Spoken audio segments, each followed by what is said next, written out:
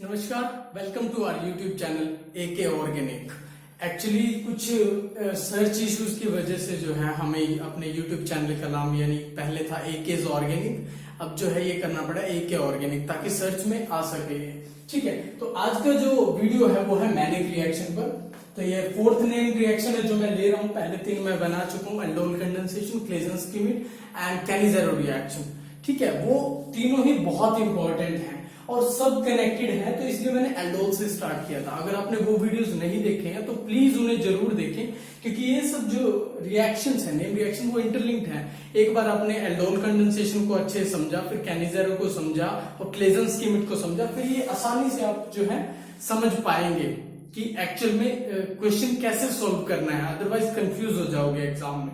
तो उन्हें जरूर देखें, उसका लिंक जो है मैंने डिस्क्रिप्शन बॉक्स में डाल दिया है। तो आज की वीडियो में, मैनिक रिएक्शन की वीडियो में, मैं आपको बताऊंगा इंट्रोडक्शन ऑफ मैनिक रिएक्शन और कैसे डिफाइन करना है मैनिक रिएक्शन को, वो इसके साथ साथ मैकेनिज्म क्या है मैनिक रिएक्शन में, एसिड और बेस कैटालाइज मैकेनिज्म के बारे में। और हम इसमें जो है सेकेंडरी अमीन को प्रेफरेंस देते हैं, अमोनिया का इतना यूज नहीं करते, ना प्राइमरी अमीन का इतना यूज करते हैं, टर्शियरी अमीन को तो अवॉइड ही करते हैं। तो ये क्यों करते हैं वो बताऊंगा। डिफरेंट प्रैक्टिस क्वेश्चंस लिए हैं जिसमें बहुत सारे एग्जांपल्स हैं। उसके बाद जो है प्रीफॉर्म्ड इमीनियम आयंस, एक्चुअली ये है मॉडिफाइड मैनिक रिएक्शन में आ जाता है, तो वो चीज मैं आपको बताऊंगा। इसके साथ साथ एप्लीकेशंस कहाँ है मैनिक रिएक्शन की, राइट, उसके बारे में मैं आपको बताऊंगा। और इंट्रामॉलिक्यूलर मैनिक रिएक्शन भी एग्जिस्ट करती हैं।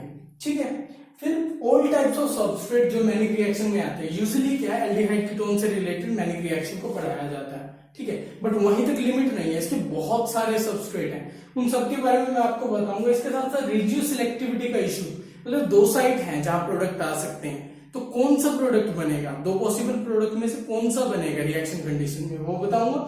फिर उसके बाद सभी के की पॉइंट्स, इन सभी को मिला के कि ये की पॉइंट्स है जो आपको याद रखने चाहिए, ताकि आप ये सब मटेरियल जो है पूरा मतलब याद रख पाए और अच्छे से क्वेश्चन को सॉल्व कर पाए। और ये वीडियो जो है बिल्कुल बेसिक से एडवांस लेवल तक है, तो इसे अच्छे से जरूर समझे, बिल्कुल स्टार्टिंग से लेकर एंड तक।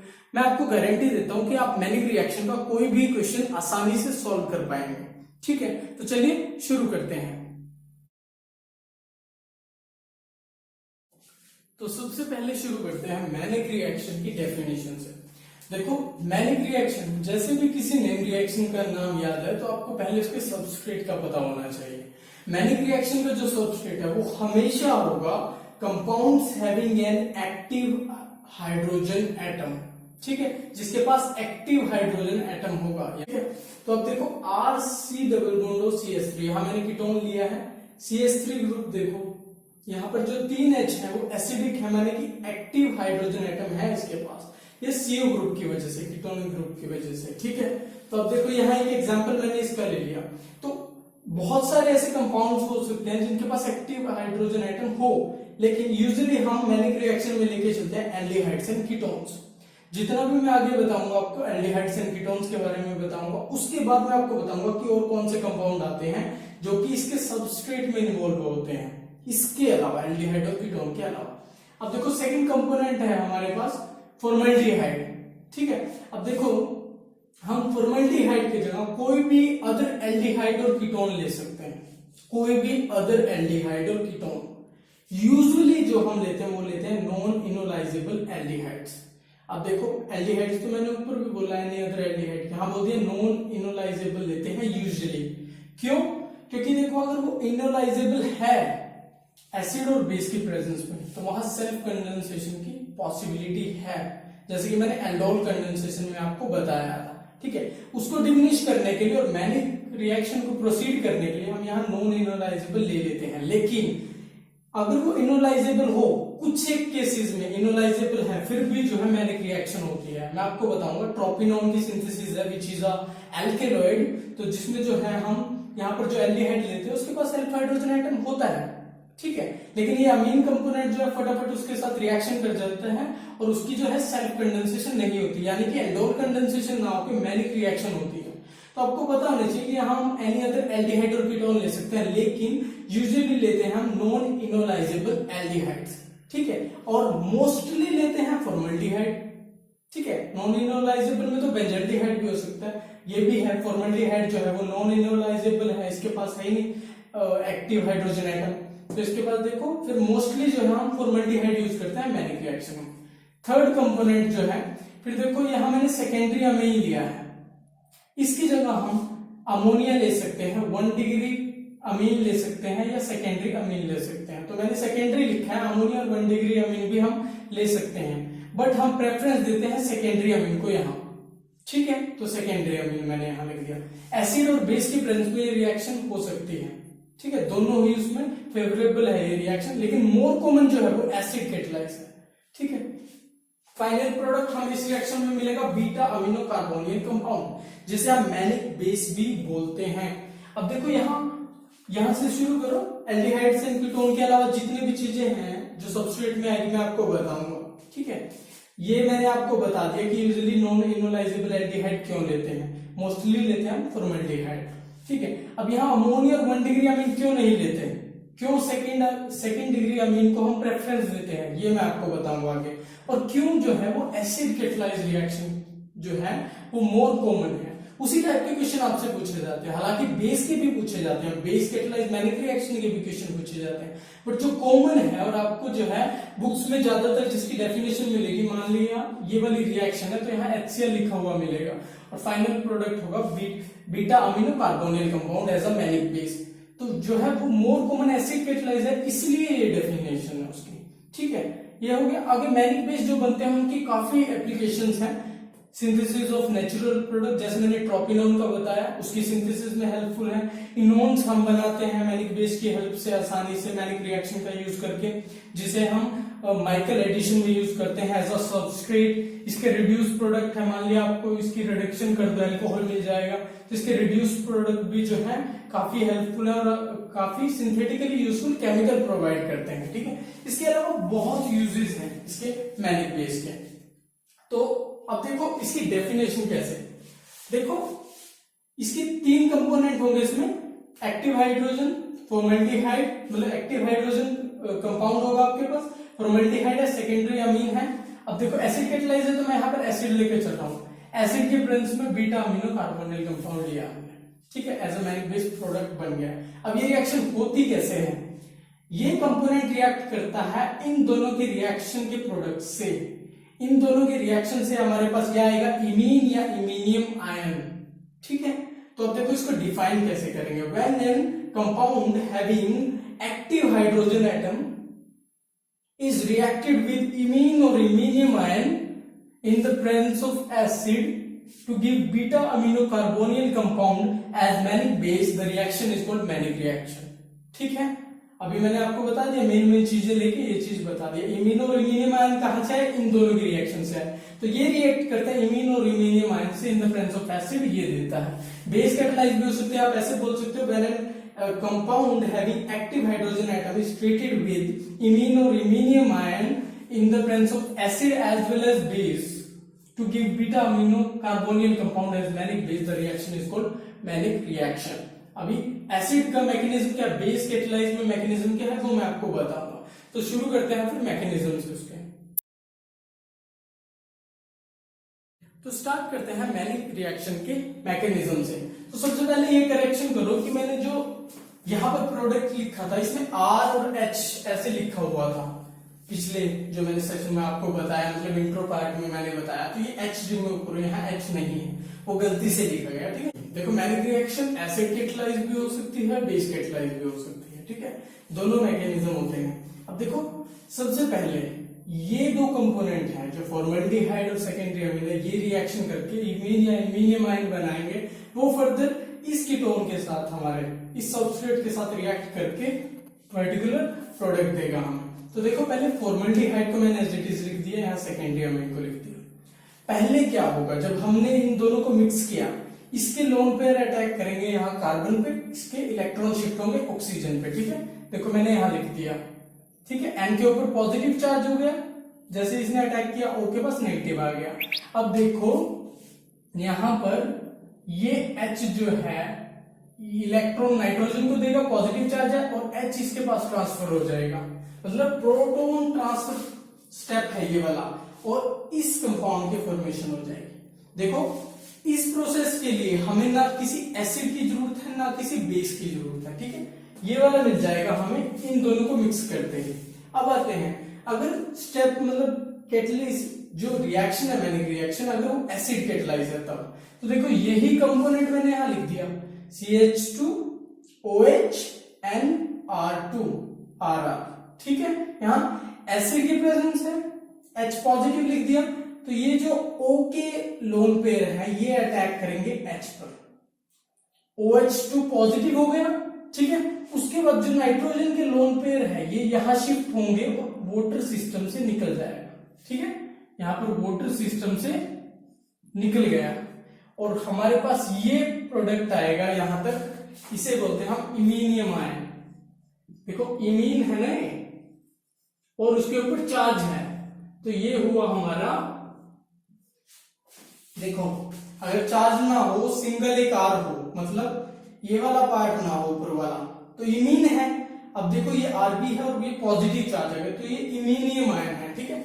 अब देखो फर्दर क्या होगा, जो ये सबस्ट्रेट है ये है, यहां लिख दिया मैंने, एसिड की प्रेजेंस में ये देखो कीटो फॉर्म में, ये इनोल फॉर्म में कन्वर्ट हो जाएगा, ठीक है। कैसे, H पॉजिटिव है, ऑक्सीजन के इलेक्ट्रॉन इस पे अटैक करेंगे, लोन पेयर जो है, ठीक है। यहाँ OH पॉजिटिव आ जाएगा, यहाँ पर पॉजिटिव चार्ज क्रिएट हो जाएगा, यहां से H जाएगा, राइट। ये वाला जो H है ये इलेक्ट्रॉन यहां शिफ्ट करेगा और ये वाले इलेक्ट्रॉन यहां शिफ्ट होंगे, राइट। तो ये जो है इनोल में कन्वर्ट हो जाएगा, ठीक है, एसिड के प्रेजेंस में। तो अब देखो उसके बाद इसकी रिएक्शन इससे होगी ना, इस वाले से, क्योंकि ये वाली प्रोसेस भी तो एसिड की प्रेजेंस में हुई इसके साथ, ठीक है। वो वाला कंपोनेंट लिया था हमने, तो ये एसिड की प्रेजेंस में ये बन गया, उसका सबस्ट्रेट जो है एसिड की प्रेजेंस में ये बन गया। अब ये दोनों रिएक्ट कर जाएंगे, देखो यहाँ पर, ठीक है। तो देखो इनोल कैसे करेगा अटैक, ये यहाँ आएंगे इलेक्ट्रॉन और ये जो है इस कार्बन पे अटैक करेंगे और ये वाले इलेक्ट्रॉन जो है नाइट्रोजन पर शिफ्ट होंगे, ठीक है। अब फर्दर देखो formation R double bond O H, यहाँ पर पॉजिटिव चार्ज आ गया, देखो इलेक्ट्रॉन आए ऊपर से, तो यहाँ पॉजिटिव चार्ज, ये सिंगल बॉन्ड और ये CH2 के साथ, यहाँ CH2 के साथ अटैच हो गया, CH2 जो है N के साथ अटैच है और N के साथ दो R ग्रुप है, यहाँ है दो R ग्रुप, ठीक है। ये वाली प्रोसेस होगी। अब देखो इसके बाद कुछ बुक्स में आपको मिलेगा H पॉजिटिव को ऐसे ही निकालते हुए दिखा दिया स्टेप में और फर्दर प्रोडक्ट को फाइनल को ये लिख दिया, बट अब देखो जब H पॉजिटिव यहां से निकलेगा यानी कि प्रोटॉन निकलेगा, सिस्टम में नाइट्रोजन तो है अपने पास और नाइट्रोजन प्रेजेंट है, तो उसके लोन पे क्यों नहीं अटैक कर सकते प्रोटॉन पे। तो यहां है बात कि जैसे ये स्टेप होता है तो हमारे पास यहाँ सोल्ट आ जाता है मैनिक बेस का, ठीक है। मैनिक बेस का हमें सोल्ट मिलता है, ना कि मैनिक बेस। तो हम क्या करते हैं, सोल्ट में देखो H पॉजिटिव है, ये पॉजिटिव में कन्वर्ट हो गया, हम इसमें बेस डालते हैं, ठीक है। जैसे ही बेस डाला ये H को एब्स्ट्रैक्ट कर लेगा, यानी कि HCl है जो इसमें जो एसिड है उसे न्यूट्रलाइज कर देगा और हमारे पास फाइनल प्रोडक्ट आ जाएगा। इसलिए एसिड कैटलाइज की डेफिनेशन में हम ये भी बोलते हैं कि when these components react in an acid catalyzed reaction, मतलब in the presence of HCl after basification gives manic base। तो ये है आफ्टर बेसिफिकेशन, ये देखो बेस डाल दिया ना तो हमारे पास यहाँ मैनिक बेस आ गया, ठीक है। ये है एसिड कैटलाइज का मैकेनिज्म। और देखो बेस कैटलाइज का मैकेनिज्म, अब देखो ये सबस्ट्रेट है, बेस की प्रेजेंस है, राइट। तो बेस क्या करेगा, इसके पास जो यहाँ पर हाइड्रोजन है, एक्टिव हाइड्रोजन, इस पे अटैक करेगा, राइट। इसके इलेक्ट्रॉन यहां शिफ्ट होंगे, इसके इलेक्ट्रॉन यहां, इनोलेट की फॉर्मेशन होगी, ये आपको पता है, यहां से वाटर निकल गया, इनोलेट की फॉर्मेशन होगी बेस की प्रेजेंस में, ठीक है। ये इनोलेट बन गया। अब ये है इसके साथ ही रिएक्ट करेगा, ठीक है। ये तो बिना एसिड और बेस के बन गया था ना ये वाला कंपोनेंट, तो ये वाला कंपोनेंट यहां लिख दिया मैंने। अब ये देखो ये इन दोनों के प्रोडक्ट के साथ, मतलब कि ये वाला सबस्ट्रेट बेस की प्रेजेंस में बना था इनोलेट, इन दोनों की वजह से बना था ये वाला कंपोनेंट, ये वाला कंपोनेंट यहां लिख दिया। अब देखो इनोलेट कैसे अटैक करेगा, ये यहां आएंगे इलेक्ट्रॉन्स, ये जो है इसके ऊपर और OH नेगेटिव सिस्टम से बाहर। मतलब बेस कैटलाइज मैकेनिज्म में जो है न्यूक्लियोफिलिक सब्स्टिट्यूशन होती है, ये जो है इनोलेट जो है SN रिएक्शन मतलब न्यूक्लियोफिलिक सब्स्टिट्यूशन से OH नेगेटिव को, हाइड्रोक्सिल ग्रुप को सिस्टम से बाहर निकालता है, ये इसका बेस कैटलाइज का मैकेनिज्म हुआ। अब देखो R C double bond O आ गया यहाँ पे, राइट। उसके बाद देखो यहाँ पर है CH2, ये CH2, फिर CH2 यहाँ ये वाला, ठीक है। उसके बाद OH तो निकल गया, OH नेगेटिव सिस्टम से बाद NR2 NRR, ठीक है, मैंने एज इट इज लिख दिया। तो ये वाला जो है हमारे पास फाइनली मैनिक बेस आ गया।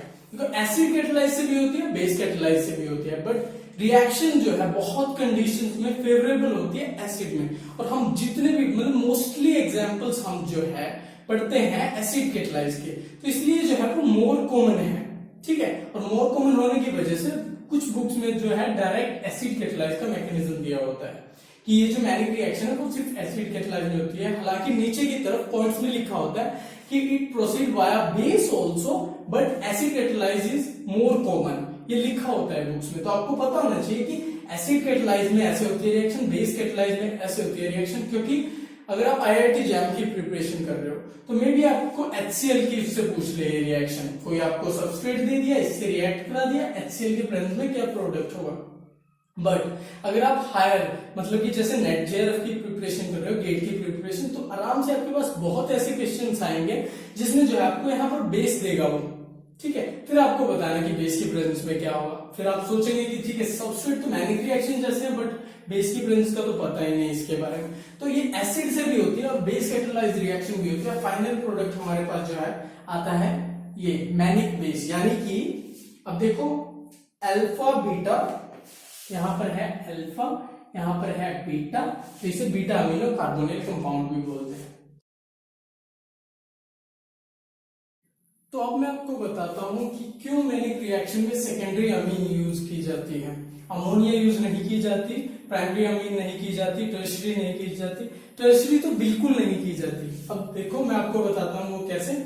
देखो मैंने एक रिएक्शन लिखी है, देखो मैंने आपको बोला था कि एसिड कैटालाइज मोर कॉमन है तो मैंने HCl लिख दिया और ये बीटा अमीनो कार्बोनेट कंपाउंड लिख दिया। CO की कंपैरिजन देखो यहाँ पर अल्फा पोजीशन, ये बीटा अमीनो कार्बोनिल कंपाउंड के फॉर्मेशन होगी, रिएक्शन मैंने लिख दी। देखो सबसे पहले क्या होता है, ये दोनों आपस में रिएक्ट करते हैं, यानी कि सेकेंडरी अमीन फॉर्मेल्डिहाइड ने इमीनियम आयन बनाया। अब ये इमीनियम आयन एसिड के प्रेजेंस में इसके साथ रिएक्ट करके फाइनल प्रोडक्ट देता है। अब ध्यान से देखो आप कि इस पोर्शन ये प्रोडक्ट कैसे आया, RCOCH3 पार्ट, यानी कि यहां तक का पार्ट RCOCH3 से, CH2 पार्ट ये रहा, ये वाला CH2 पार्ट रहा, NR2 ये रहा NR2 वाला पार्ट, ठीक है। तो देखो क्या चीज कहां से आई, RCOCH2 प्रोडक्ट का RCOCH2 जो है इससे आया, बस यहाँ H नहीं है ना इसका, क्योंकि ये बॉन्ड से यहाँ अटैच है, तो यहाँ से RCOCH2 पार्ट प्रोडक्ट का यहाँ से आया। फिर CH2 ग्रुप इसकी वजह से फॉर्मल्डिहाइड की वजह से CH2 ग्रुप अटैच हुआ और फिर NR2 आ गया, ठीक है। यहाँ एक H है वो रिप्लेस हुआ है, ठीक है, ये आप ध्यान रखें। अब देखो जब मैंने फॉर्मल्डिहाइड लिया तब यहाँ CH2 आया, यहाँ पर क्या है CH2 ग्रुप आ गया, ठीक है। तो इस तरह की रिएक्शन को जहां फॉर्मल्डिहाइड यूज हो सेकेंडरी अमीन के साथ, यहाँ CH2 का एडिशन हो जाए, इसके और इसके बीच में CH2 एडिशन हो जाए, इसे बोलते हैं हम अमीनो मिथाइलेशन, ठीक है। मैनिक रिएक्शन यानी कि मैनिक अमीनो मिथाइलेशन रिएक्शन, ठीक है।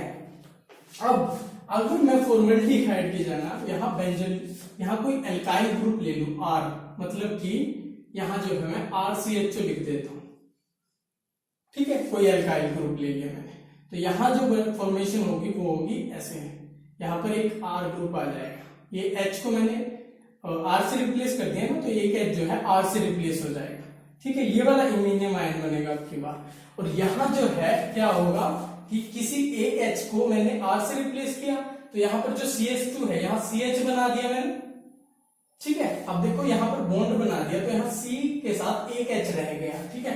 तो यहाँ पर R ग्रुप अटैच कर दो आप, तो बेसिकली यहाँ पर एक H रह गया इसके बाद, राइट। तो आप ऐसे समझो वहां पर CH2 था ना पार्ट, सॉरी यहाँ देखो CH2 था, यहाँ एक H यहाँ अटैच है, राइट। एक H को रिप्लेस किया है ना हमने R से, तो यहाँ जो है एक H जो है R से रिप्लेस हुआ है, और मैंने यहाँ पर भी एक H को R से रिप्लेस कर दिया है, ठीक है। इस तरह की रिएक्शन को यानी कि फॉर्मल्डिहाइड यूज ना करके किसी एल्काइल एल्डिहाइड या एराइल एल्डिहाइड को यूज करके मैंने ये R सब्स्टिट्यूटेड बना दिया, तो इसे बोलते हैं हम अमीनो एल्काइलेशन रिएक्शन, यानी कि कोई एल्काइल पार्ट यहाँ आया है, राइट। तो इसे बोलते हैं अमीनो एल्काइलेशन। अगर HCHO हो, CH2 ग्रुप अटैच हो तो मिथाइलेशन, अमीनो मिथाइलेशन रिएक्शन। तो मैनिक रिएक्शन में जो है कई बुक्स में अलग से दे रखा है manic amino methylation, manic amino alkylation reaction. तो वो इस तरह से है कि यहाँ फॉर्मल्डिहाइड है तो अमीनो मिथाइलेशन मैनिक रिएक्शन है, और अगर यहाँ पर R है कोई भी ग्रुप तो जो है वो अमीनो एल्काइलेशन रिएक्शन है। ठीक है, अब मैंने आपको बता दिया यहाँ पर ये वाला पार्ट कैसे आया। ठीक है, तो चलो ये अभी आ रही रखो इसे। देखो अब अगर मैं यहाँ पर दोबारा से H करता हूं, यहाँ मैंने लिख दिए 2H थे, यहाँ पर भी H था, इसी के साथ लिख देता हूं, यहाँ पर H था और यहाँ पर H था। ठीक है, तो मैंने H से कर दिया है। अब देखो ये वाला पार्ट कि देखो ये वाला H रिप्लेस हुआ है प्रोडक्ट, NR2 यहां से आ गया, ये H हट गया, यहां से फॉर्मल्डिहाइड से CH2 पार्ट आ गया और RCO CH2 ग्रुप यहां से आ गया, यानी कि H रिप्लेस हुआ है। तो टर्शियरी अमीन में तो H होता ही नहीं, NR3 होगा तो H नहीं होगा तो रिप्लेस क्या होगा, तो टर्शियरी अमीन तो देगी नहीं रिएक्शन। आप उसका मैकेनिज्म भी लिख के दे सकते हो। ठीक है, कि अटैक तो करेगा वो फॉर्मल्डिहाइड पे, लेकिन फर्दर जो है वाटर की रिमूवल होगी कैसे, एसिड कैटालाइज में, क्योंकि वाटर की रिमूवल के लिए H पॉजिटिव चाहिए ना, H पॉजिटिव दे देंगे फिर उसके लोन पेयर अटैक करने चाहिए, बट ऐसा पॉसिबल नहीं। मान लिया अगर मैं आपको बताऊं, देखो अगर मैंने NR3 ग्रुप ले लिया है, राइट, NR R R और इसने फॉर्मल्डिहाइड पे अटैक कर दिया, ये यहां पर गया।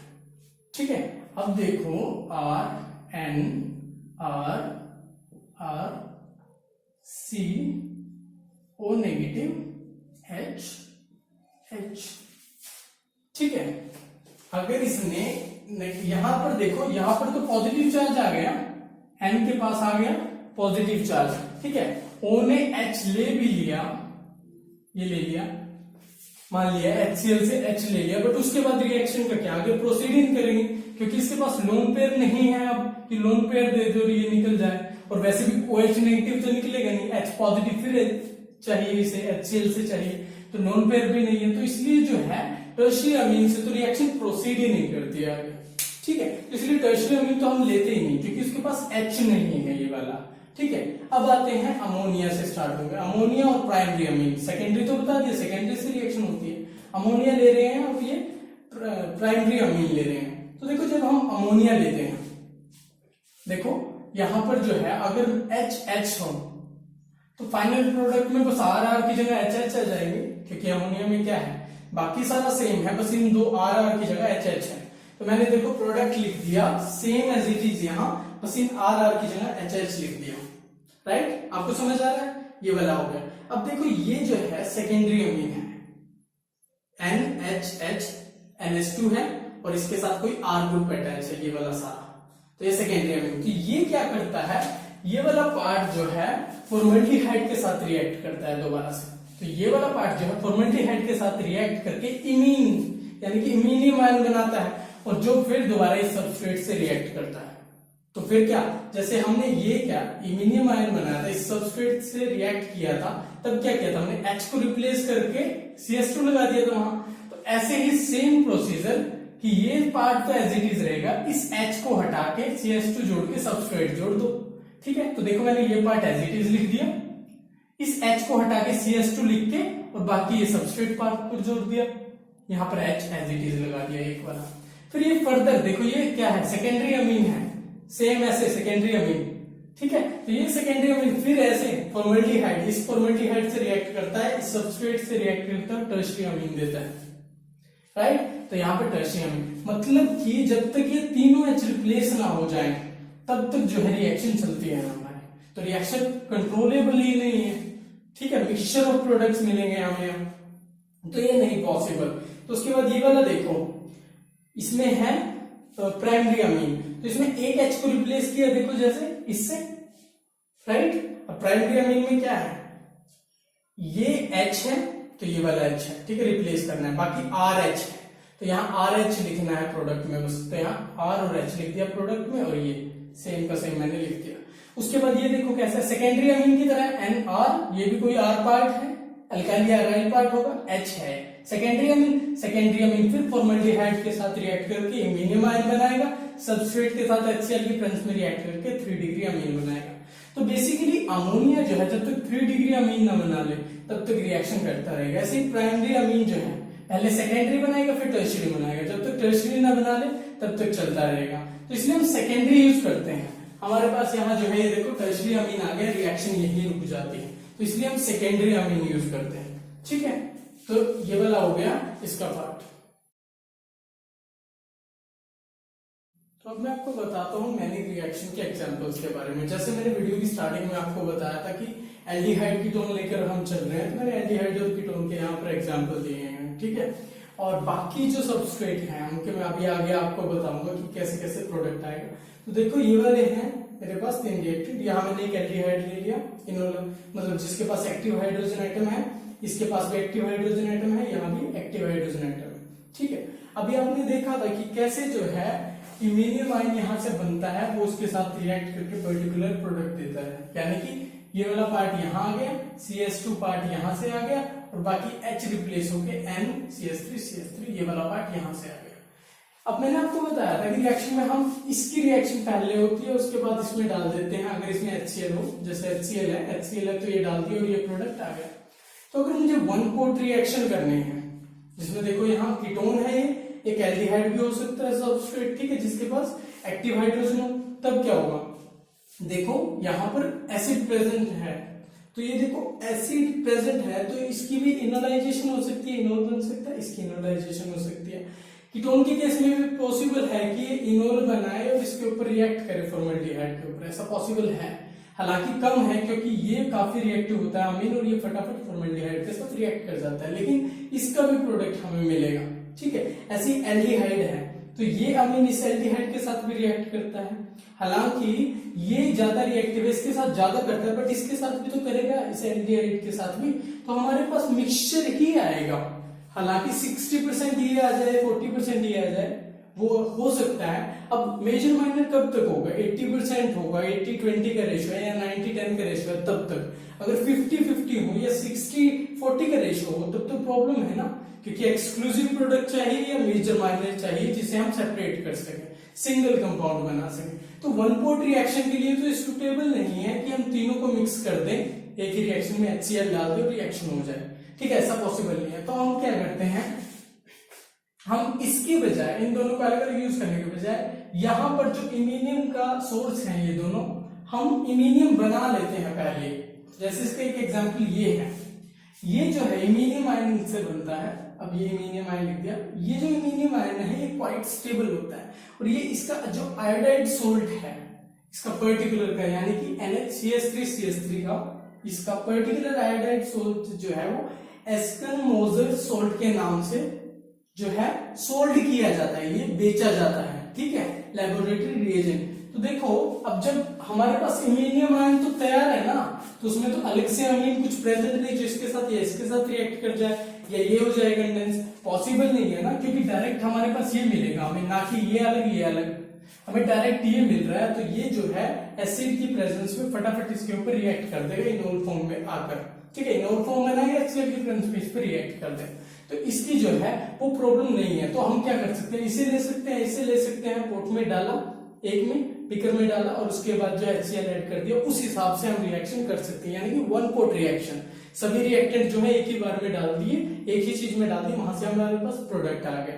तो इसलिए जो है ये जो इस तरह के इमीनियम आयन जो हमारे सोल्ट की फॉर्म में सोल्ड किए जाते हैं, बेचे जाते हैं, उन्हें हम बोलते हैं प्री फॉर्म्ड इमीनियम आयंस। ठीक है, इस प्रॉब्लम को सॉल्व करने के लिए हम जो अब है प्री फॉर्म्ड इमीनियम आयंस का यूज करते हैं। तो यहाँ पर ये ना दिखाओ, अब यहाँ जो है हम उसका प्री फॉर्म्ड इमीनियम आयन का यूज करेंगे, यानी कि डायरेक्ट इसके सोल्ट का N पॉजिटिव CH3CH3, मैं उसका काउंटर आयन नहीं लिख रहा है एडेनेट, ठीक है, क्योंकि वो तो HI निकल जाएगा बाहर जब रिएक्शन होगी।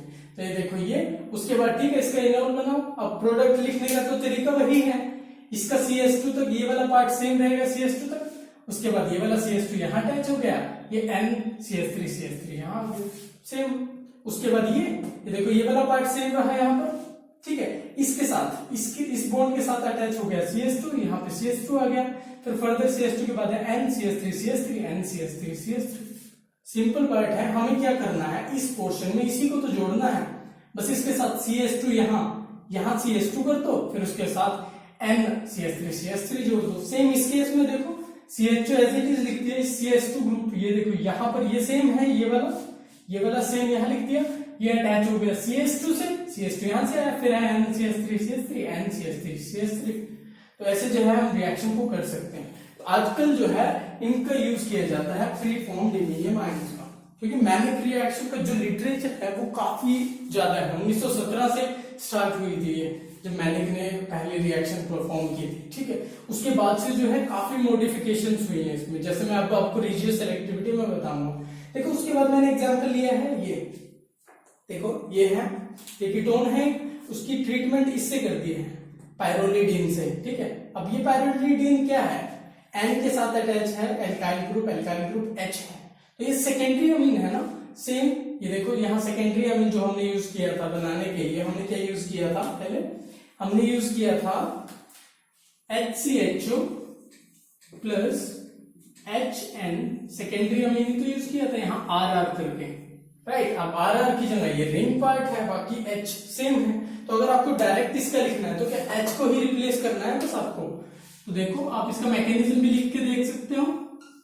तो बेसिकली जो प्रोडक्ट होगा मैकेनिज्म सेम रहेगा। देखो ये पोर्शन एज इट इज, इसके साथ मैंने क्या अटैच करना है, देखो HCHO ही है ना सेम, ये वाला पोर्शन तो सेम है, तो यहाँ से आएगा CH2 पोर्शन। उसके बाद N के साथ क्या अटैच है, अभी H तो मैंने हटा दिया, इसका H जो है हटा दिया, ठीक है। उसके बाद ये पोर्शन सेम, ये पोर्शन जो है मैंने सेम लिख दिया, राइट। ऐसे जो है हम प्रोडक्ट लिख सकते हैं।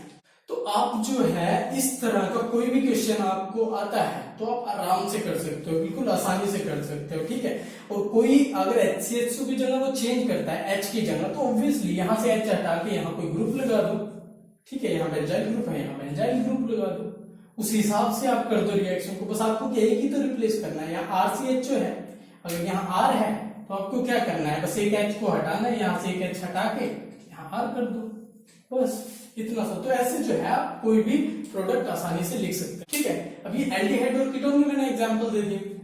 अब ये देखो कि अगर कीटोन जो है, कीटोन देखो मैंने सिमेट्रिकल लिया है, ये अनसिमेट्रिकल है, बट दूसरी साइड इसके पास हाइड्रोजन ही नहीं है, तो इस साइड एक्टिव हाइड्रोजन है, तो इसी साइड रिएक्शन करेगा। लेकिन इन केस में जो है अनसिमेट्रिकल ले लूं, लाइक अगर मैं इसको यहाँ पर ऐसे कर दूं, यानी कि यहाँ CH2 है, यहाँ CH3 और यहाँ पर जो है CH3 है, तब उस केस में क्या होगा, तब उस केस में आता है रिजियो सिलेक्टिविटी, ठीक है।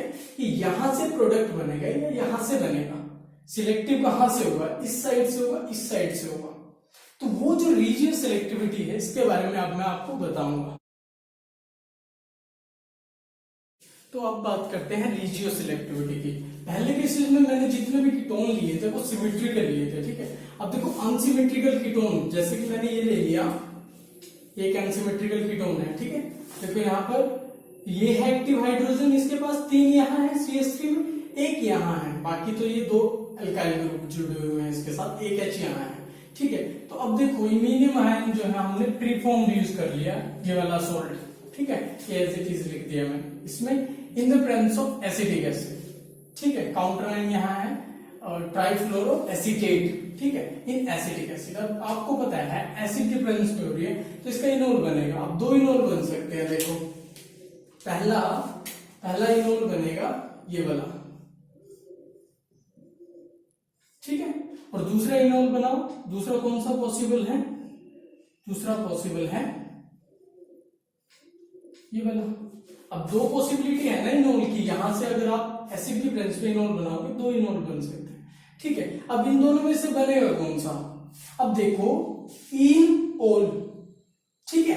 अब देखो डबल बॉन्ड ज्यादा सब्स्टिट्यूटेड कहां है, सेड्स रूल के अकॉर्डिंग देखो यहां ज्यादा सब्स्टिट्यूटेड है, यहां देखो 2 सब्स्टिट्यूएंट है यहाँ पर इस साइड, यहाँ इस साइड 2 है, इस साइड भी है, ठीक है।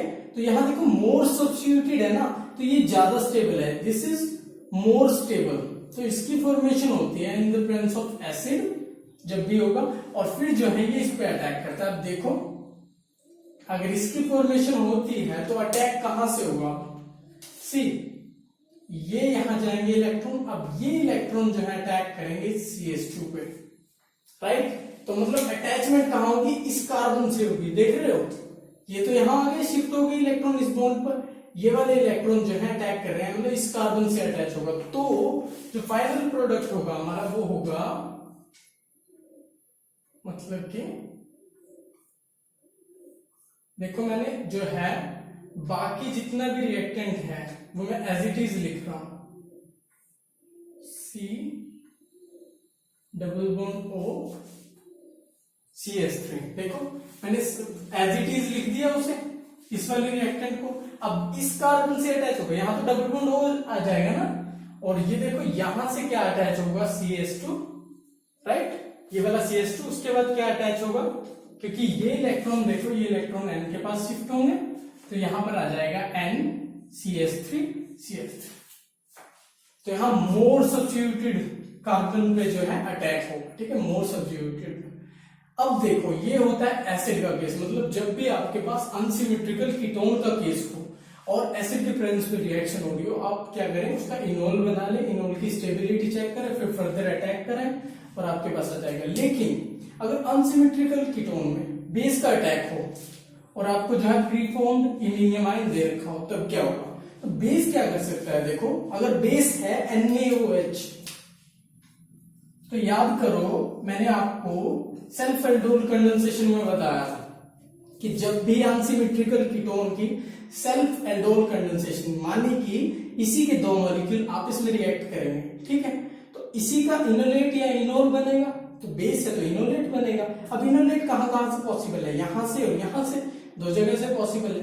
NaOH के केस में दो प्रोडक्ट आते हैं एल्डोल कंडेंसेशन रिएक्शन, ठीक है। तो यहां पर भी अगर NaOH यूज करते हैं, यहां से हो जाएगा, यहां से हो जाएगा, तो मिक्सचर ऑफ प्रोडक्ट्स आ सकते हैं हमारे पास, क्योंकि फर्दर जो है वो इनोलेट इस पे अटैक करेगा। तो यहां हम जो बेस यूज करते हैं वो यूज करते हैं हम हिंडर्ड बेस। इसकी ट्रीटमेंट कराते हैं हम LDA से, लिथियम डाइआइसोप्रोपाइल अमाइड, लिथियम डाइआइसोप्रोपाइल अमाइड, जिसकी स्ट्रक्चर है N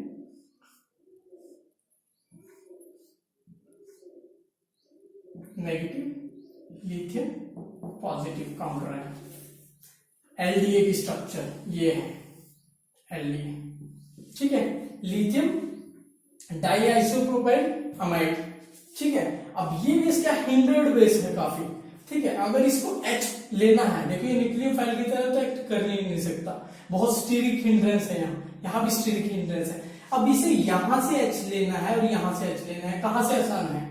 ये स्टीरिकली एक्सेसिबल है इसके लिए, ये इस हाइड्रोजन को ले जाना आसान है इसके लिए, क्योंकि ये ऑलरेडी स्टीरिकली हिंड्रेड है, बहुत स्ट्रॉन्ग बेस है, तो फटाफट जो है ये इसके पास जाएगा, जो जल्दी मिला उसे ले जाएगा, ठीक है। तो फर्दर जो है इससे जो इनोलेट बनेगा वो ये बनेगा O नेगेटिव, ये इनोलेट बन जाएगा, क्योंकि ये H गया, यहां पर शिफ्ट हुए इलेक्ट्रॉन, ये वाले इलेक्ट्रॉन यहां शिफ्ट हुए, तो ये इनोलेट बन गया, ठीक है। और ये रिएक्शन जो है इरिवर्सिबल होती है LDA के साथ, ये फटाफट इतना स्ट्रॉन्ग होता है, ये LDA जो है इतना स्ट्रॉन्ग बेस होता है, फटाफट जाके रिएक्शन कर देता है और उसके बाद रिवर्सिबल नहीं होती इसकी रिएक्शन। तो ये जो है हमें मिल गया, पर्टिकुलर इनोलेट बन गया। तो उसके बाद जो है हमारा अटैक होगा इसके ऊपर। तो देखो यहां हमारे पास प्रोडक्ट क्या आएगा, ये यहां, ये यहां। अब देखो ये O नेगेटिव तो यहां शिफ्ट हुआ था, राइट। तो यहां पर मैंने O डबल बॉन्ड O, ये यहां, ये CH2, ये N CH, ये आइसोप्रोपाइल ग्रुप है ना इसके साथ अटैच, तो N के साथ आइसोप्रोपाइल और आइसोप्रोपाइल, ठीक है। तो आपको पता होना चाहिए कि जब भी रिएक्शन में एसिड दे रखा है, अनसिमेट्रिकल कीटोन है, उसका इनोल बना के देखो। बेस दे रखा तो बेस देखो कौन सा स्टीरिकली हिंड्रेड है, तो वो जो है जो जल्दी मिलेगा हाइड्रोजन, जिसके पास स्टीरिक हिंड्रेंस नहीं है, उसे फटाफट लेने की कोशिश करके इनोलेट बना के रिएक्शन करेगा। तो आपको पता होनी चाहिए ये सब चीजें। तो ये था रिजियो सिलेक्टिविटी, पर्टिकुलरली सिलेक्टिव हो गया ना, ये दो थी पोजीशन जाने की, बट एक सिलेक्ट की इन्होंने, ये मोर वाली, मतलब मोर सब्स्टिट्यूटेड प्रेफर की एसिड के प्रेजेंस में, और बेस की प्रेजेंस में, स्टीरिकली हिंड्रेड बेस की प्रेजेंस में लेस सब्स्टिट्यूटेड जो है इसने प्रेफर की पर्टिकुलर प्रोडक्ट आया। तो ये था regio selectivity of manic reaction. तो शुरू करते हैं मैनिक रिएक्शन की एप्लीकेशन से। तो पहली एप्लीकेशन है सिंथेसिस ऑफ प्रोपिनोन। प्रोपिनोन जो है एक एल्केलॉइड है जिसकी सिंथेसिस हम पूरी करते हैं रॉबिन्सन्स डबल मैनिक रिएक्शन से। ये है रॉबिन्सन्स डबल मैनिक रिएक्शन, जिसमें 2 बार मैनिक रिएक्शन लगती है जो है हमारे पास पर्टिकुलर एल्केलॉइड प्रोपिनोन जो है हम इस सिंथेसिस से ऑब्टेन करते हैं। अब देखो मैंने आपको बताया था, देखो ये सबस्ट्रेट मैंने लिया है, basically it is a ketone. ये देखो एसीटोन पे डाइकार्बोक्सिलिक एसिड लगा दिया दोनों साइड इसे एक्टिवेट करने के लिए, ठीक है। इसके जो हाइड्रोजन एटम है उसे और एक्टिवेट करने के लिए। तो ये है पहला सबस्ट्रेट। दूसरा देखो ये एल्डिहाइड और ये अमीन लिया है जिससे इमीनियम आयन बनता है, ठीक है। देखो मैंने आपको बताया था नॉन इनोलाइजेबल लेते हैं, लेकिन इस केस में नॉन इनोलाइजेबल नहीं है। तो अब देखो इस केस में डायरेक्ट रिएक्शन कैसे होती है और सेल्फ कंडेंसेशन क्यों नहीं होती। देखो पहले जब इनकी रिएक्शन होती है, ठीक है, तो ये क्या करता है, ये देखो एल्डिहाइड पे रिएक्ट करता है और यहां जाते हैं इसके इलेक्ट्रॉन, तो इसकी फॉर्मेशन होती है, ठीक है। उसके बाद इसमें एसिड डालते हैं और जब एसिड डालते हैं देखो ये ऑक्सीजन के इलेक्ट्रॉन इस पे अटैक करते हैं, यहां पर जो है वाटर बनता है, ठीक है, OH बन जाएगा, यहां पॉजिटिव आ जाएगा, तब जो है ये जो है इमीनियम आयन की फॉर्मेशन हो जाएगी, ठीक है। ये देखो यहां मैंने इमीनियम आयन मतलब इमीन बना लिया, यहां से H निकाल दिया तो यहां पर वाटर निकल गया, ठीक है। तो ये H पॉजिटिव आया था और यहां से H पॉजिटिव रिएक्शन में गया, एसिड कैटालाइज है ना, तो H पॉजिटिव आया था, H पॉजिटिव रिएक्शन से निकल गया, तो यहां देखो इमीन की फॉर्मेशन होगी। अब देखो ये जो इमीन है, राइट, ये जो है इसके पास लोन पेयर है, ये अटैक करेगा इस कार्बन पे, राइट, इस कार्बन पे अटैक करेगा, O नेगेटिव आएगा, एसिड से H लिया, OH बना लिया इसने, ठीक है। अब ये है हमारे पास इमीनियम आयन फाइनली, जो कि इन दोनों की रिएक्शन से यहां पर बना है, राइट, ये है हमारे पास, ठीक है, ये बन गया इमीनियम आयन। अब जो है सबस्ट्रेट आएगा, अब ये जो सबस्ट्रेट है एसिड के प्रेजेंस में क्या बनाएगा, इनोल। अब देखो उस मैंने उसका एक साइड इनोल बना दिया है, देखो, ठीक है। रिएक्शन कैसे होगी, देखो H के इलेक्ट्रॉन यहां, ये जो है अटैक करेगा इस कार्बन पे और ये इलेक्ट्रॉन नाइट्रोजन पे शिफ्ट। आप मैकेनिज्म लिख के देखना, यही होगा, यहां से ये हुआ, ये इसने अटैक किया, तो मैंने जो है ये डायरेक्ट जो है ये वाला लिख दिया, ठीक है, ये वाला प्रोडक्ट हमारे पास आ गया। उसके बाद क्या होगा, उसके बाद देखो नाइट्रोजन के पास यहां पर लोन पेयर है, ये देखो यहां पर लोन पेयर है, तो ये यहां जाएंगे और ये जो है एसिड से H पॉजिटिव लेगा जब, तो ये वाटर बना लेगा, यहां पॉजिटिव चार्ज आया, तो ये जब इलेक्ट्रॉन शिफ्ट होंगे यहां से वाटर निकल जाएगा, ठीक है। दोबारा से अब इमीनियम आयन बन गया। अब देखो एक बार तो रिएक्शन यहां तक हो गई ना, यहां तक पहुंचते हुए एक मैनिक रिएक्शन, दूसरी बार देखो यहां से इमीनियम आयन बन गया दूसरी बार, ठीक है। फिर देखो H पॉजिटिव के प्रेजेंस में इसके भी इनोल इस साइड से बना लो एक बार, अब बनेगा इसके इनोल यहां से, ठीक है। फिर फर्दर अटैक कहां से कैसे दिखाओगे, ये देखो OH के इलेक्ट्रॉन यहां शिफ्ट हुए और इसने अटैक किया यहां पे, ये इलेक्ट्रॉन हुए यहां शिफ्ट, तो मैंने ये वाला रिएक्शन लिख दिया, मतलब ये वाला प्रोडक्ट आ गया अपने पास। अब इसकी डिकार्बोक्सिलेशन मतलब हीट कर दो, डिकार्बोक्सिलेशन हो जाएगी, तो पर्टिकुलर हमारे पास प्रोपिनोन जो है ये आ जाएगा।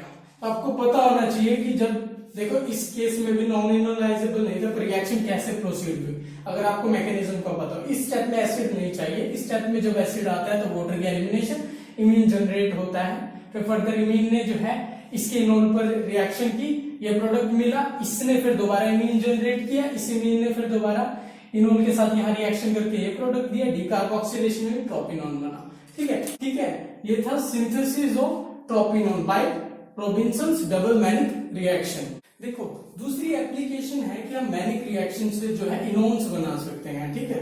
इनोन्स कैसे बनेंगे, देखो ये है रिएक्शन, इससे पहले प्रोडक्ट बनाओ, क्या बनेगा, बिल्कुल आसान है, देखो ये एज इट इज लिख दिया मैंने, CH2 यहां से आया और यहां से NME2 मतलब डाइमिथाइल आना, तो डाइमिथाइल बना लिया, तो ये है बीटा अमीनो कार्बोनिल कंपाउंड। तो इसमें क्या करते हैं हम, इसे क्वाटर्नरी अमोनियम सॉल्ट में कन्वर्ट कर देते हैं बाद में।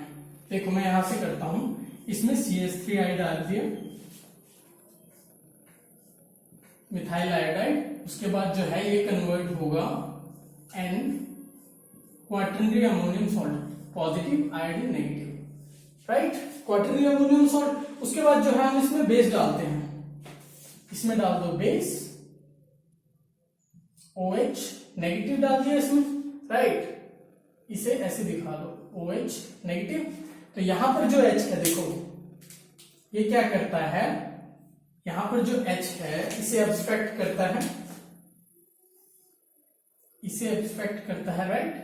इसके इलेक्ट्रॉन यहां शिफ्ट होते हैं, इसके इलेक्ट्रॉन यहां जाते हैं। बेसिकली ये जो है वो है इवन सीबी मैकेनिज्म, जैसे मैंने आपको उसमें बताया था, एल्डोज कंडेंसेशन में भी तो बताया था मैंने आपको।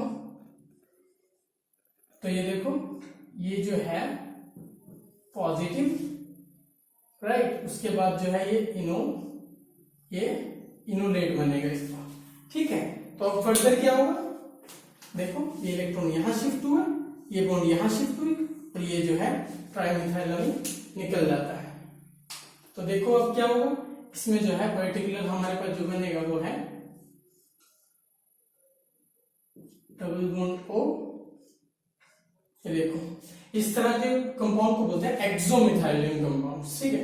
और ये देखो, ये जो मोइटी है इनोन, ये वाली जो है देखो ध्यान से, this is in double bond own. तो इनोन, इस तरह के जो है कंपाउंड वो एज अ सबस्ट्रेट यूज होते हैं फॉर माइकल रिएक्शन, और माइकल एडिशन रिएक्शन, ठीक है। तो उसके लिए काफी यूजफुल है, उसके सबस्ट्रेट जो है हम मैनिक रिएक्शन से बना सकते हैं, ठीक है। और ये जो कंपाउंड्स होते हैं ये काफी अनस्टेबल होते हैं, तो ऐसा नहीं है कि हम जो है इसे स्टोर आसानी से कर पाए। तो अब हम क्या करते हैं कि ये प्रोडक्ट बना के रख लेते हैं, और जब भी ये चाहिए हमें तब फटाफट इसे जो है ये ट्रीट किया, इससे मतलब इसे क्वाटरनरी अमोनियम सॉल्ट में कन्वर्ट किया, बेस से ट्रीट किया, ये इन सीटू बना, और फर्दर इससे जो है माइकल एडिशन रिएक्शन की। तो ऐसे जो है हम सिंथेसिस ऑफ इनोन करते हैं। इसके साथ साथ ये देखो, अब जो बीटा अमीनो कार्बोनिल कंपाउंड है इसके लिए बहुत सारी जगह होता है।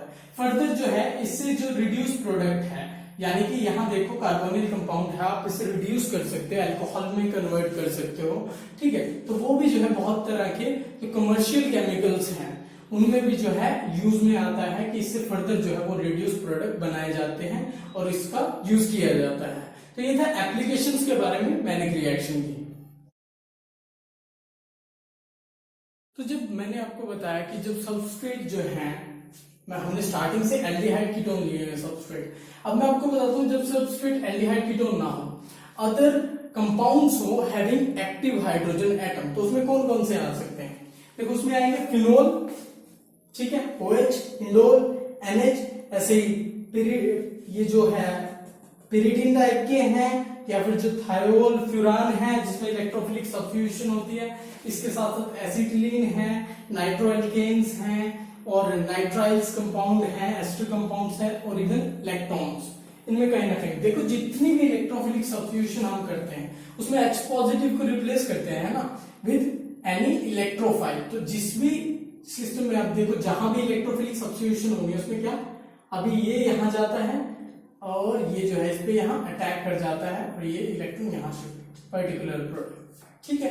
ये बहुत एक्टिवेटिंग होता है, तो इसके इक्विवेलेंट पे डिपेंड करता है। एक इक्विवेलेंट है तो ऑर्थो प्रोडक्ट ही आएगा, ये आपके एग्जाम में भी पूछ सकते हैं, आपको पता होना चाहिए। एक्सपेरिमेंटल जो है वेरीफाइड है कि यहाँ ऑर्थो पर ही आता है। उसके बाद अगर इसके 3 इक्विवेलेंट्स यूज करते हैं तो इसकी ये पोजीशन भी ऑक्यूपाई इस ग्रुप के साथ, पैरा पे भी आ जाता है, ये इस ऑर्थो पे भी आ जाता है। आपको ध्यान होना चाहिए, ठीक है। अगर इसके 3 इक्विवेलेंट हैं तो आप जो है इसमें तीनों साइड दिखा देंगे, ये वाला ग्रुप, ठीक है, यहाँ पर और इस ऑर्थो पोजीशन पे, राइट। इंडोल में देखो, इंडोल में इलेक्ट्रोफिलिक सब्स्टिट्यूशन जो है इस पोजीशन पे होती है, इस पोजीशन पे, राइट। 3 पोजीशन पे होती है इंडोल में। तो ये देखो H के इलेक्ट्रॉन यहाँ है, ये वाले इलेक्ट्रॉन इस पे अटैक करेंगे, ये शिफ्ट होंगे, यहाँ मैंने पर्टिकुलर प्रोडक्ट में वही CH2 N के साथ CH3 CH3 N के साथ CH3 CH3, राइट। ऐसे ही देखो पिरिडिन कंपाउंड है। अब देखो पिरिडिन इलेक्ट्रोफिलिक सब्स्टिट्यूशन आसानी से नहीं देते, ठीक है। और इस केस में देखो जब यहाँ पर इमीनियम आयन है एज इलेक्ट्रोफाइल, हमारे पास एक मिथाइल ग्रुप भी है इसके 2 पोजीशन पे है जो, तो उसकी वजह से मिला के, तो ये देखो गामा पोजीशन जो है इसकी एक्टिवेटेड होती है, तो इसकी 2 गामा पोजीशन बचेंगी, ये और ये, ठीक है। ये हिंड्रेंस भी होगी, यहाँ इलेक्ट्रॉन डेंसिटी उतनी नहीं है, तो बेसिकली यहाँ पे अटैक हुआ, राइट। तो ये वाली अटैक करेंगे इलेक्ट्रॉन जो है इस पर CH2 पर, ये पर्टिकुलर प्रोडक्ट आ गया। फिर जो है एरोमेटाइजेशन, जैसे हम इलेक्ट्रोफिलिक सब्स्टिट्यूशन रिएक्शन में करते हैं सेम वैसे ही चलेगा, because this is electrophile iminium ion या इमीन होगा। तो फिर जो है ये एज ए न्यूक्लियोफाइल जो है अटैक करेगा, तो फर्दर जो है हमारे पास इलेक्ट्रोफिलिक सब्स्टिट्यूशन प्रोडक्ट आ जाएगा। ऐसे ही थायोफिन हो, फ्यूरान हो या फिर हमारे पास पायरोल हो, इसके जो है यहां से अटैक होता है इस पोजीशन से, ठीक है। तो उसके कॉरस्पॉन्डिंग जो है इलेक्ट्रोफिलिक सब्स्टिट्यूशन, आपको पता होना चाहिए कि इलेक्ट्रोफिलिक सब्स्टिट्यूशन उन सबस्ट्रेट में कहां होती है, यहां मैं बताऊंगा। तो जो ये वीडियो है वो काफी लंबी हो जाएगी, तो इसलिए जो है यहां से जो है अटैक होता है, मैं आपको बता रहा हूं, यहाँ सेकंड पोजीशन से अटैक होता है इलेक्ट्रोफिलिक सब्स्टिट्यूशन रिएक्शन और ये प्रोडक्ट मिल जाता है। इसके साथ साथ देखो यहाँ पर देखो CH एक्टिवेटेड है, ये हाइड्रोजन एक्टिवेटेड हाइड्रोजन है, तो यहां से जो है CH2 और NN जो है हमारा पर्टिकुलर प्रोडक्ट बन सकता है, ठीक है। तो ऐसे देखो यहां से CH है ना, तो ये एक्टिवेटेड है, यहां से ये आसानी से निकल जाता है टर्मिनल एल्काइंस के केस। ऐसे नाइट्रो ग्रुप की वजह से ये वाला हाइड्रोजन एक्टिव होता है। इसे ही साइनो ये नाइट्राइल की वजह से यहाँ पर देखो, अब यहाँ दो पोजीशन है, बस यहां से होगा। क्यों होगा यहां से? बिकॉज यहाँ CO ग्रुप का भी इफेक्ट है और इस जो नाइट्राइल ग्रुप का भी इफेक्ट है। अब देखो यहाँ पर दो पोजीशन है, ये वाली किससे होगा अटैक? यहां से होगा, यहां से इनोन फॉर्मेशन। क्यों? क्योंकि यहाँ एस्टर का भी इफेक्ट है, यहाँ कार्बोनिल ग्रुप का भी है। इलेक्ट्रॉन के केस में भी इवन ये वाली रिएक्शन होती है। तो ये डिफरेंट सबस्ट्रेट है, जहां आपको एक्टिव हाइड्रोजन एटम मिला वहीं जो है मैनिक रिएक्शन जो है प्रोसीड कर सकती है, जब आपके पास इमीनियम आयन हो in the presence of HCl, ठीक है। बेस की प्रेजेंस में क्या होता है मैंने आपको बता दिया। तो ये थे सबस्ट्रेट, अगर एल्डिहाइड कीटोन से अलग हो तो प्रोडक्ट क्या होंगे। तो अब बात करते हैं इंट्रामॉलिक्यूलर मैनिक रिएक्शन की, ठीक है। जैसे ये क्वेश्चन है, अब आपके पास आ गया, आप क्या है वीडियो को पॉज करें और इसे सॉल्व करके देखें, ठीक है। मैं आपको बताता हूं कि ये कैसे होगा। देखो आपके पास H पॉजिटिव है, ये देखो इमीन फॉर्मेशन, ठीक है। अब इमीन तो है अपने पास, अब आप कहेंगे आपके पास ना एल्डिहाइड है ना कीटोन है, कहां से एक्टिवेटेड हाइड्रोजन क्रिएट करें। तो देखो अगर इस पोर्शन को मैं ओमिट करूं और यहां पर डबल बॉन्ड लगाऊं, ठीक है, कीटोन मतलब, ठीक है। और इसी का तो एस्टल है वो ये देखो एसिटल है, इसी का ही तो कीटोन ग्रुप का ही तो एसिटल है ये। इसमें इथाइलिन ग्लाइकोल डाल दिया और ये वाला मतलब प्रोटेक्ट कर लिया इस ग्रुप को। अब देखो H पॉजिटिव की प्रेजेंस में ये जो इलेक्ट्रॉन है लोन पेयर, इस पे अटैक करेंगे तो फर्दर बनाओ, देखो अपने आप होगा क्वेश्चन ये N, ये यहां ये बनाया आपने, ये यहां ऑक्सीजन ये वाला प्रोटोनेट हुआ, पॉजिटिव चार्ज, राइट। अब क्या है देखो, ये है टर्शरी, ये जो है देखो यहाँ एक हाइड्रोजन एटम है, राइट। तो देखो रिंग ओपनिंग होगी, ये यहां जाएगा, ये यहां जाएगा, ठीक है। अब फर्दर प्रोडक्ट बनाओ इसको, Ar nitrogen double bond OH, देखो ठीक है। एसिड कैटेलाइज थी, H पॉजिटिव जो है यूटिलाइज हुआ, यहां पर गया था, यहां से H पॉजिटिव निकल गया, सो बेसिकली एसिड कैटेलाइज होगी। उसके बाद देखो ये जो है ये यहां अटैक करेगा और ये डबल बॉन्ड यहां, ये सेम फॉर्म है ना OH वाली। तो अब देखो ये जो है OH अटैक करेगा इस डबल बॉन्ड पे और ये जो है डबल बॉन्ड यहां अटैक करेगी और ये इलेक्ट्रॉन शिफ्ट होंगे यहां, ठीक है। अब इसका फाइनल प्रोडक्ट आ जाएगा बनाओ, और ये जो H है यहां पर शिफ्ट हो जाएगा, प्रोटॉन ट्रांसफर, ठीक है। ये सॉल्वेंट के थ्रू भी हो सकता है और इंट्रामॉलिक्यूलर जो है प्रोटॉन ट्रांसफर भी हो सकता है, ठीक है। वो कंडीशंस पे डिपेंड करता है, राइट। सो ये जो है यहां पर CH3, this is oxygen, this is oxygen, ये, और यहां पर जो है हमारे पास H, राइट। तो ये जो है हमारे पास फाइनल प्रोडक्ट आएगा। तो इस तरह की रिएक्शंस को देखो, इमीन था यहां पर, ठीक है। उसके बाद H पॉजिटिव के प्रेजेंस में ये कंपाउंड बनाया, ये देखो एक्टिवेटेड H है यहां पर, क्यों है ये देखो, दो ऑक्सीजन एटम जो है इस कार्बन के साथ लिंक्ड है, वो फर्दर पे ही है। जब H पॉजिटिव की प्रेजेंस में ये यहाँ आएगा और उसके बाद जो है ये एक्टिवेट होकर ये बॉन्ड यहाँ शिफ्ट होगा, ये बॉन्ड ब्रेक हो जाएगा, ठीक है। फर्दर ये होगा, फिर जो है ऑक्सीजन दोबारा इस पे अटैक करेगा, डबल बॉन्ड इस पे अटैक करेगा, ये यहाँ जाएगा, H यहाँ जाएगा, ऐसे फाइनल प्रोडक्ट बन जाएगा। तो विद इन मॉलिक्यूल ये रिएक्शन हुई है and it's an manic reaction, so that's why it's called intramolecular manic reaction. इस तरह के बहुत सारे एग्जांपल हो सकते हैं, ठीक है। अब आप देखें कि इसमें एक चीज ये देखो, इमीन कैसे बना, बस आपने एल्डिहाइड डाल दिया है किसमें, इस अमीन में। अमीन क्या थे, ये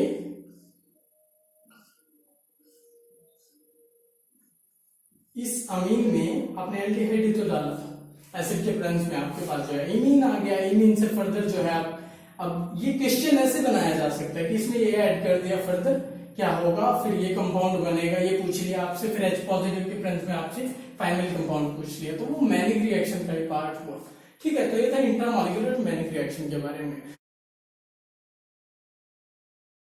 जैसे मैंने आपको बताया था कि ये हमने ले लिया था एसीटोन और जो है मेरे पास था इमिनिमाइन, ये हमने प्रोडक्ट बना लिया था CH2 एंड मिथाइल मिथाइल, ठीक है। अब देखो ये CH2 जो है, यहाँ पर CH2 है ना, ये कार्बन जो है, मतलब ये वाला पोर्शन तो आपका इस CH2 समेत ये वाला पोर्शन जो है आपका इस इमिनियम आयन से, इमिन से आया, ठीक है। ये यहाँ पर इमिनियम आयन है, इससे आया और ये कार्बन से अटैच है। इस तरह के मैनिक बेसिस को बोला जाता है सी मैनिक बेसिस, ठीक है। जब C से अटैचमेंट हो उस बेस की, ठीक है, मतलब C से अटैचमेंट हुई इसकी CH2 एंड डाइमिथाइल, राइट, इस वजह से इसे ये बोला जाता है C Mannich bases. In case of nitrogen, मान लिया मेरे पास क्वेश्चन है ये वाला, ये यहां पर जो है नाइट्रोजन कर दो, डबल बॉन्ड, यहां पर कार्बन ले लो, हाँ कार्बन ले लो, यहां पर जो है nitrogen H, right. So basically ये हो गया हमारा रिएक्टेंट, ठीक है। इस पे जो है मैनिक रिएक्शन करोगे आप, ठीक है। सेम रिएजेंट CH2, ये जो है ये रिएजेंट हो गया, ठीक है। तो फाइनल प्रोडक्ट क्या होगा, तो जब आप इसका फाइनल प्रोडक्ट बनाएंगे, आप चाहे यहां से बनाओ ये और ये अटैक करवाओ, तब भी नाइट्रोजन के साथ अटैच हो गए, यहां से डायरेक्ट कराओ तब भी, मतलब इक्विवेलेंट कंपाउंड आएगा आपके पास, ठीक है। तो अब देखो इसका प्रोडक्ट बनाओ, इसका प्रोडक्ट बनेगा ये